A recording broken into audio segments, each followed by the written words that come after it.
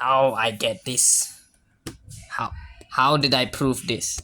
Okay, step one, you have the question. Show that the area is half AB sine theta. Okay, so basically, step one, you must have the triangle itself. You see this triangle? You must have the triangle itself.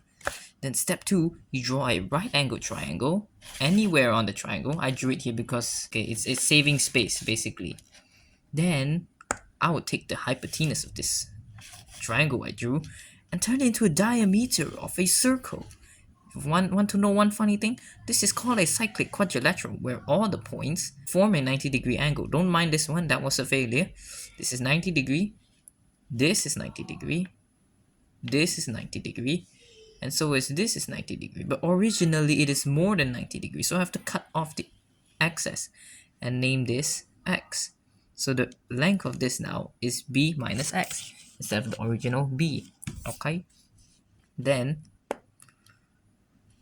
yeah, then I will name this line, new line here, to be c. Name this new angle lambda for later reasons, and this will be 90 degree because that's the rule. Okay, I'm not going to prove that shit, you prove yourself. So basically the next step, we assume this is true. Okay, so the triangle is base multiplied by height. Okay, so you see, so we plug in the values. You know, the area of this triangle currently we see it is half times b minus x times c, which is basically b multiplied by b minus x multiplied by c divided by 2. That's the area of this triangle here. And then we have to add by the triangle that we cut off, which is x multiplied by c divided by 2. That's the area of this triangle. You will get this eventually. Okay, just to clarify, the reason I didn't took b times c divided by 2 in the first place, because this angle, this height here, I cannot say, because you know the formula of a triangle. It is the base times the height.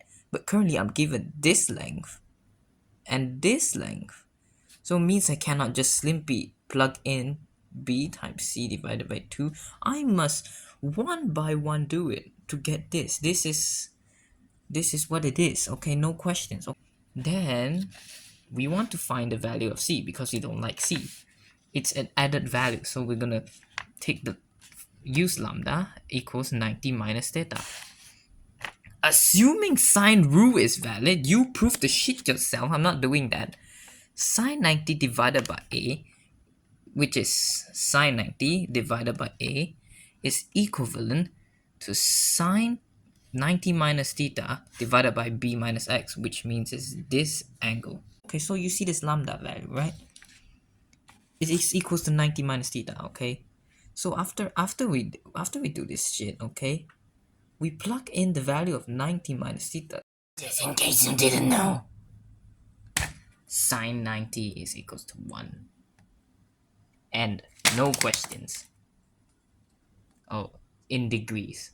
Okay, in radians and gradient is different answer. Don't ask me, I know nothing. Because equals to lambda, so we just simplified it. It is equals to a variable, and because I can swap this too, I will also swap this too. From sine to the above, I make sine to the below. Okay, so when the next part is I will take c, where the shit is c again? C is this line, divided by sine theta. It should equal to b minus x divided by sine lambda, because that's the rule. You prove yourself if you don't trust me. And we got this value is equals to a, so we put it equal to a. So we will move sine theta to the other side. We will get c equals to sine a sine theta. Then we plug it into the original value where area equals to bc divided by 2. Then we put in a sine theta divided by 2. And then after that, you just bring the 2 to this side and you get this one. Very beautiful. Okay? Don't understand? None of my business.